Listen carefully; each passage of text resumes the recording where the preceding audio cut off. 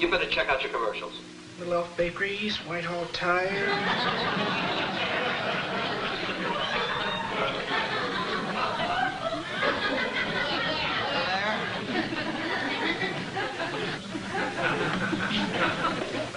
What is that? It's a sweater. No. Oh, my wife Linda thinks it is. She gave me a present.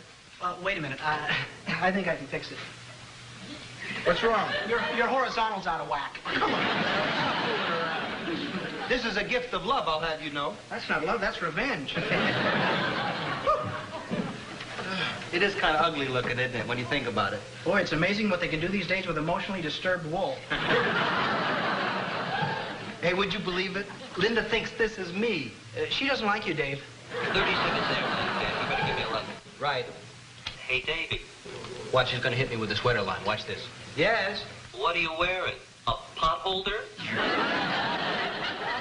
That's what I'm going to get you for Christmas, a giant pot. Morning, boys. And there's somebody to boil it in. Gentlemen, I have a few memos for you. About this expense account. What is this? What is this? What is that? It's a present.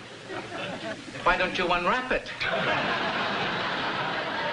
Well, gentlemen, read those memos I gave you and act on them at once. What memos?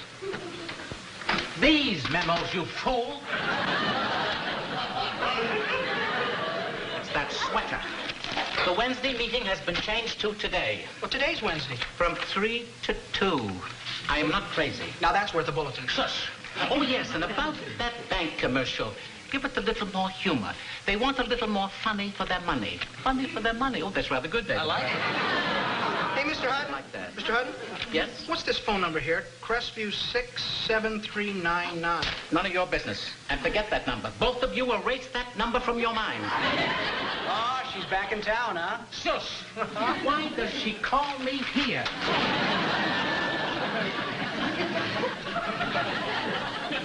2 seconds.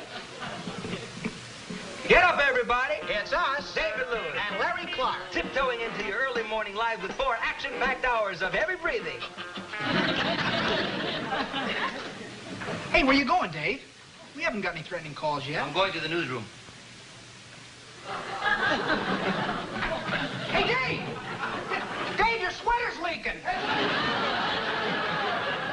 I'm not doing anything. It got caught on my earphone. Well, don't pull it, for goodness sake. I'm not pulling. I'm not pulling. Well, heck, somebody's pulling back here. Oh, my goodness. I never saw a sweater do anything like this. Look how rotten it's put together. Whew. Linda's going to be sick. Oh, wait a minute, Dave. Wait a minute. I think I can fix it. Hey, what are you doing? I'm gonna even it up. Hey, what's that from? I don't know. Check your navel. Boy, this is a problem. Hey, oh, no, don't take that off. That's evidence. Look, Dave, if you're so worried how Linda's gonna feel, don't tell her. Just take the sweater back and exchange it. Well, I don't know where it came from. I mean, all it says in here is made in Poland. Check the Warsaw phone book. She's never going to believe this was an accident, you know. Look, when she gets here today, don't say anything. Is Linda coming here tonight? Yeah, I'm going to help her pick out some wallpaper for the powder room. Beam up. Well, that's the Lewis and Clark show for today, folks. If you missed any of today's show and you'd like to hear it again live, all you have to do is just call me at my apartment anytime.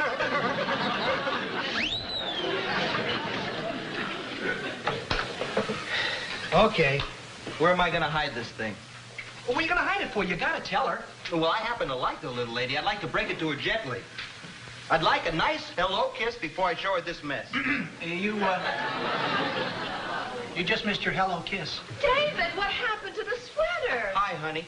You're never going to believe it, but this got caught on Larry's earphone. And it started to unravel, and before I knew it, the whole sleeve was unraveled. It got caught on an earphone? Honey, it was an accident, believe me. I believe you, but I really like this sweater.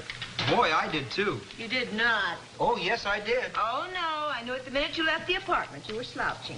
Honey, I always slouch. Not like this morning. It was an embarrassed slouch. Come on, admit it. You hate it. Okay, you caught me. This is not my favorite sweater. This is very upsetting. Well, I told you it was an accident. But I paid a lot of money for it. It shouldn't do that. Well, just take it back and get another sweater. Or better yet, you go get your money back. But I can't get my money back. It was on sale. Well, they still have to take it back. This is defective merchandise. I don't know. Honey, why don't you take Sandy? Now, she's one of the great exchangers. Yeah, and she's got a big mouth, too. I think I'll do that. Oh, what about the wallpaper? Honey, I'm tied up Oh, here. never mind. After I return the sweater, I'll pick out the wallpaper myself. All right, now, you be firm now. I'll try. All right. Oh, you're a brave man, Dave. What do you mean? After she buys a sweater like that, you're going to let her pick out wallpaper by herself?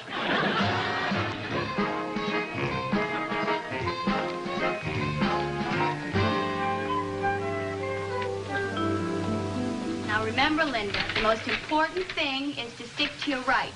When you're right, you're right. Don't worry, I will. And I won't say a word unless you need me. Yes, ladies, can I help you? Yes, you can. Oh, Linda, he can help us. Tell him what you want. Yes, I'd like to speak to the manager, please. Well, you're looking at him. Milton Purvis is the name. Good. Go ahead, tell him. I'd like to return this sweater I bought yesterday. Oh? See, actually, my husband liked it very much, but it's falling apart. See, there's something wrong with the way it was made. Yeah, a sweater should not do that. Isn't that awful? Well, listen. Not gonna argue about it. You got my sympathy. What are you doing? Can't you read the sign? No returns on sale items? There's no sign there. It's in the shop. It'll be there tomorrow. I never heard of such a thing. Neither did I. See, neither of us ever heard of such a thing. Look at this. I did not pay for a ball of yarn. Well, now you gotta look at the bright side. You got a sweater for your husband and a plaything for your cat. I'm losing my patience, and you should be losing yours. I am. I demand a new sweater. Lady, I cannot give you a new sweater. Who knows what your husband did to this garment? Linda, tell him who your husband is. Do you know who her husband is? I'll tell you who her husband is. Tell him, Linda. I don't know what difference it makes, but he's a disc jockey. Oh, yeah? What's his name? Lewis. David Lewis of the Lewis and Clark Show. Now, why wouldn't you say so in the first place? Because I didn't think it was important. She didn't think it was important. Did you hear her say that? What are you making the fuss about here? What is your husband, medium or small? Large. All right, do you like this sweater? Yes. It's yours. Uh-huh. Wait, what did I give you? A Polish. Give me back the Polish. I'll give you a nice Japanese sweater. It's more expensive, but it doesn't come apart so easy. Well, it's the least I can do. Besides, it's good for business. Oh, really? Well, sure. We give him a sweater. He gives us a few jokes on his show, right? Linda, we should have mentioned David earlier. Well, sure. Mr. Purvis, no thank you. Linda, what are you doing? This is a nice piece of merchandise. I don't want to change a sweater that way. What way? Preferential treatment. What? You're only being nice because my husband happens to be on the radio. I don't like that, and neither will he. Well, he better like it. We're one of his sponsors. You are? Well, sure, for 2 weeks now. You really sponsor my husband's show? Uh-huh, that makes a difference, right? Wait, I'll wrap the sweater. Don't bother. I want a new sweater because I'm a person.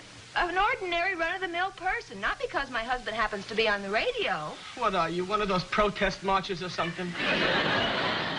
I'm sorry, but that's the way it is. I think it's terrible the way you treat unknown people. Well, wait, Mrs. Lewis, please do me a favor. Take the sweater because your husband's going to be so mad at you. Goodbye, Mr. Purvis. And my husband will be very interested in finding out just what kind of a firm he's been dealing with. You keep talking that way, Mrs. Lewis, and he will not be dealing with us too much longer. Are you threatening me? Well, certainly. Well, on behalf of my husband, I threaten you back. I'm not. I'm not. Mr. Nervous. Purvis. I don't care. As you know, I am not married. And I have quite a number of very well-dressed and affluent gentlemen friends.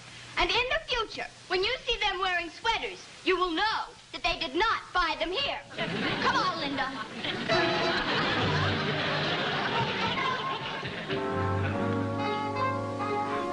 Come on now.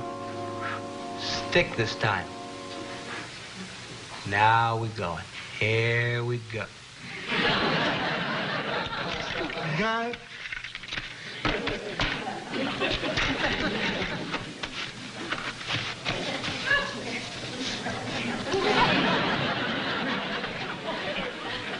Hi, darling. Just stop fooling around. What's the matter?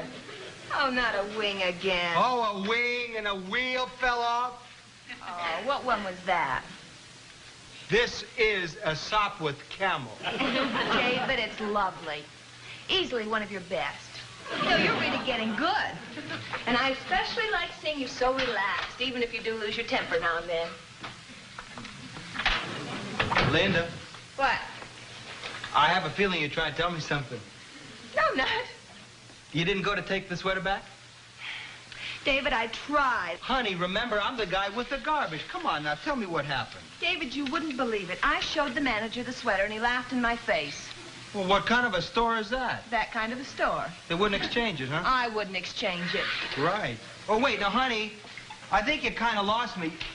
You just said they were willing to exchange it. After they found out who I was. Who were you? Mrs. You, Mrs. David Lewis. Oh, they knew me down there, huh? Yes. How about that? They were willing to exchange the sweater just because you were my wife and I was me, huh? And I know how you hate that sort of thing. Right, I hate it. That's why I insisted on being treated exactly like anybody else who walked in off the street, and he called me names. He called you names? Yes. Well, honey, I don't want you to ever go in that store again. I mean it. Then you agree with me. Like you Right. said this morning, it's the principle of the thing. Absolutely. No matter what, right? No matter what, honey. No matter who? No matter who. No matter... No, wait, honey. What was the name of the store you went into? Does that matter? Yeah, I kind of have a feeling it really matters, honey. What was the name of the store? You're going to scream. No, I won't. Yes, you will. I promise. Jonathan Brown. I wish I didn't promise not to scream. Why? Because I have a propeller sticking in the palm of my hand. I suppose I should have just taken the sweater and be glad I got it. No, honey, you did right. I mean, if that place doesn't treat people nicely, I want to know about it. That's what I thought, and that's why I told them what I told them. Did you tell me everything you told them? I think so. I knew you'd want to know because you always said that you don't want to sell a product you don't believe in. Oh, did you tell them that? No, I'm telling you that because you always tell me that. Well, that's right. You know, Larry and I have a responsibility. We make that store sound terrific. Now, I don't want some little old lady walking in there and getting gypped. I'm glad you feel that way. Well, I want to check that store out for myself. You're going down there? How late are they open? I don't know.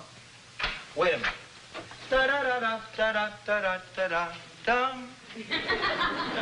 The cottons are good. The woolens are fine. Come in and shop. We're open till 9. They're open till 9. I'm gonna take it back right now. Oh, look what I did. I got glue all over it. Honey, it's their fault. If they'd exchanged it in the first place, this never would have happened. But look, the sleeve's all sticky. Honey, that's all right. The more that's wrong with it, the better. Now, let's see how they treat John Q. Public. But you're not John Q. Public, you're David Lewis. And when they see that, they'll give you 10 sweaters. Honey, I'm on radio. They don't know what I look like. But won't they recognize your voice? I'll use a disguise voice. They may exchange a sweater for Dave Lewis. Let's see how nice they treat the little elf. No, I think I'll hit him with Farmer Bernie, honey. I'll be back in a little while. Hello there. Do you mind if I light my cigarette, please? Hey, listen, my wife came in here and Do you mind if I took one puff, please, out of my cigarette? Go right ahead. Okay. What can I do for you? Your name ain't Purvis, is it? No, I'm Jimmy. Mr. Purvis is gone for the day. Oh, that's great. I just want to return this sweater, exchange it for a new one. It's a sale item, isn't it? Right. Right. Well, you don't understand. You see, I only had it one day, and it's falling apart. I'm sorry, pal. I can't make any exchanges on a sale item. Well, you don't seem to understand. This is a faulty knit. This ought to go back to the factory. It's falling apart. What's this? What is that? That's glue. You try to glue your sweater together. No, that happened when I was working on my wing. You win. Yeah? What are you talking about? Not my wing, the wing on my Southwest Camel. Oh, you glue wings on camels. You on pills?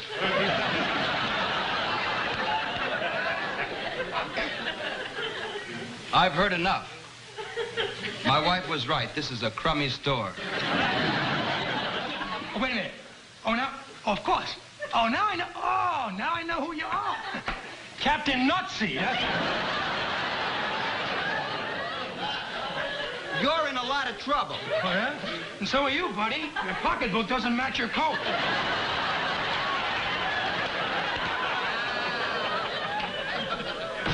I'm through talking to you here.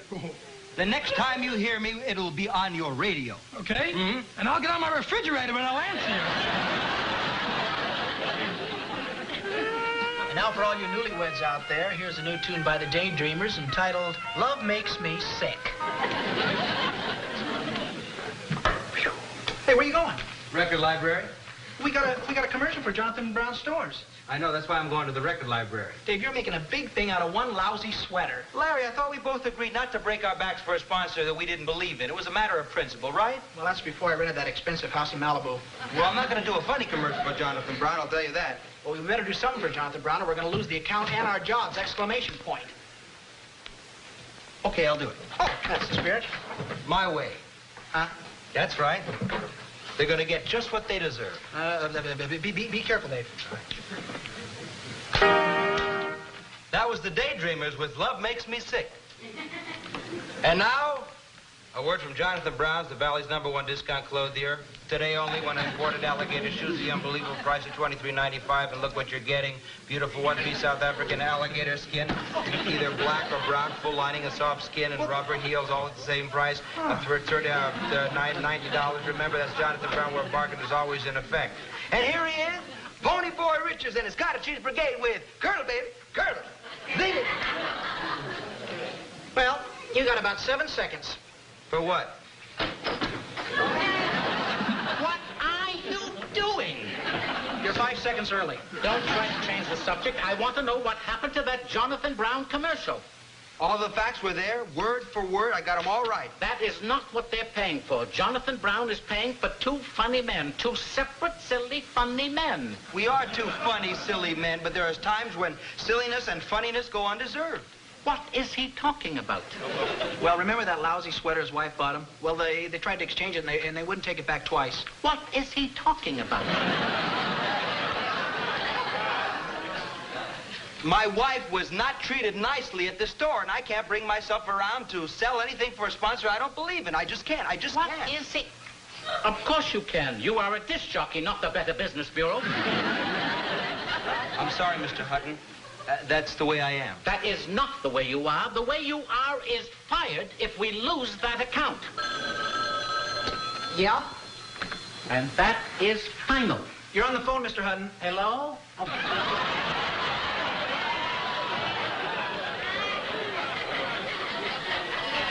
Hello? Roland B. Hudson here. Oh, yes. Hello, Mr. Brown. You see, it's him. Yes, I just heard the commercial, but don't you worry, they will apologize, and then they will make good or else. What's that? Yes, certainly, I'll hold the phone. She is absolutely furious. Now you wonder why I lose my patience with you boys? Don't you realize that it's the sponsor who pays for everything in this studio? The salaries, your salary, my salary, the microphones, the turntables, the cupcakes. I bought those cupcakes. That's an entirely different argument. And I will tell you something else. When you are correct, I will back you up. But in this case, you are wrong, wrong, wrong. Goodbye.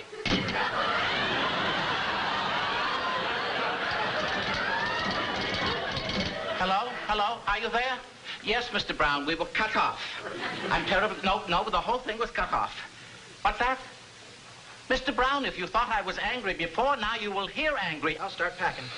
Mr. Brown, be assured that I will not fire Lewis and Clark. As for your store, I will tell you what you can do with it. You can take the Jonathan Brown stores and sink them to the bottom of the top of the Empire State Building. I didn't make much sense, but the attitude was splendid.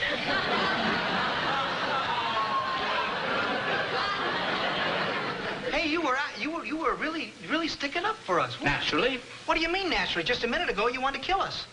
What did Brown say about us that made you so mad? It wasn't about you, it was about me. You? He called me a jerk. Why? Because I hired you.